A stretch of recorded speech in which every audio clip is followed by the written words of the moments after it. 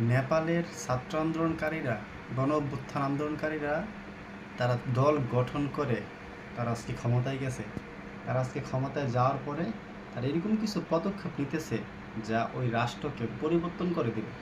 ওই আন্দোলনে সংগ্রাম করে তারা আজকে এমন একটা জায়গায় গেছে যে রাষ্ট্রটা তারা পরিবর্তন করতে পারবে।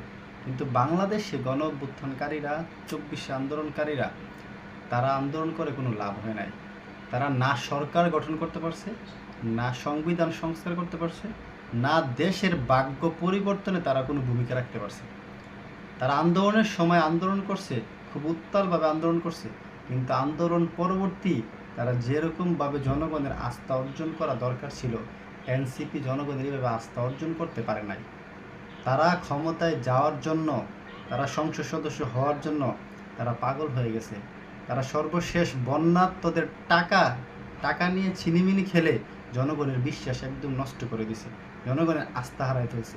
তারা যদি জনগণের আস্থা অর্জন করতে পারত, এবং তারা যে দল গঠন করছে, এই দল জনগণের আস্থার উপর দল প্রতিষ্ঠিত হয় নাই, তাদের এই দল গঠনে কেউ সন্তুষ্ট নাই। তারা যদি আরও দীর্ঘ সময় নিয়ে দলটা গঠন করত, তারা বিভিন্ন সেক্টর থেকে লোক এনে এই দলে অ্যাড করতো যারা দেশের জন্য, দশের জন্য নিরপেক্ষভাবে কাজ করবে, তাহলে তারা আজকে এনসিপি দলটা অনেক শক্তিশালী হইতো। ভবিষ্যতে তারা ক্ষমতায় যাওয়ার একটা সম্ভাবনা থাকতো। কিন্তু এনসিপি শুরুতেই ভেঙে গেছে, তারা শুরুতেই মস্কায় গেছে, জনগণের আস্থা হারাই ফেলছে, তারা জনগণের বিশ্বাস অর্জন করতে পারে নাই। এই কারণে বাংলাদেশে যতবারে আন্দোলন হোক না কেন, আন্দোলন পরবর্তী দলগুলো যদি জনগণের বিশ্বাস অর্জন করতে না পারে, জনগণের মোটিভ না বুঝতে পারে, তাহলে এই দেশে অন্য কোনো দল ক্ষমতায় যাওয়ার সম্ভাবনা নাই। এদেশে দল এই দুইটা, একটা হচ্ছে আওয়ামী লীগ আর একটা হচ্ছে বিএনপি। আওয়ামী লীগ এত বছর ক্ষমতা চালাই গেছে, আওয়ামী লীগকে আন্দোলন করতে করতে সাধারণ জনগণ, বিএনপি, অন্য অন্য দলগুলো মিলে আওয়ামী লীগকে হটাইছে। এখন আবার আসছে কারা? বিএনপি।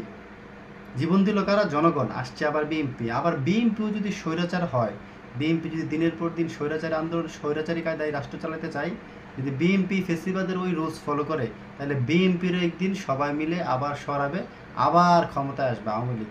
এই আওয়ামী লীগ আর বিএনপির বেড়াজাল থেকে বাংলাদেশের রাজনীতি উঠবে না।